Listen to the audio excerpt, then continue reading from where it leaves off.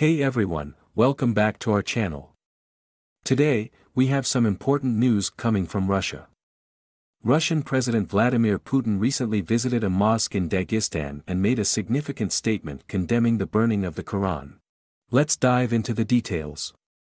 During his visit to the mosque, President Putin expressed his strong disapproval of the recent incident involving the burning of the Quran, which is the holy book of Islam. He highlighted the importance of religious tolerance and respect for all faiths. I am deeply saddened and strongly condemn the burning of the Quran. Such acts of disrespect towards any religious text or belief are unacceptable. Russia is a diverse country with a rich cultural heritage, and it is essential that we respect and protect the rights of all religious communities. President Putin's condemnation of the Quran burning demonstrates his commitment to promoting religious harmony and understanding within Russia. This incident, which caused outrage among the Muslim community, highlights the importance of fostering an atmosphere of mutual respect and coexistence. Following President Putin's statement, news of his condemnation spread rapidly, both nationally and internationally.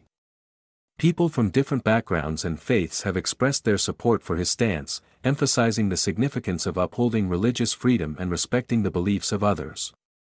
It's great to see our president standing up for religious tolerance.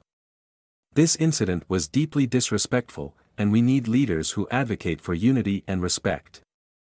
I'm glad that Putin spoke out against this act. It shows that Russia values diversity and wants to create a peaceful environment for everyone. While President Putin's condemnation sends a strong message against religious intolerance, it also serves as a reminder to society to promote dialogue and understanding between different faiths. It is crucial for everyone to recognize the importance of respecting religious beliefs and practices, fostering harmony in our communities. That's it for today's news update. Let us know your thoughts on President Putin's statement in the comments below. Don't forget to like and subscribe to our channel for more updates. Until next time, take care, and stay informed.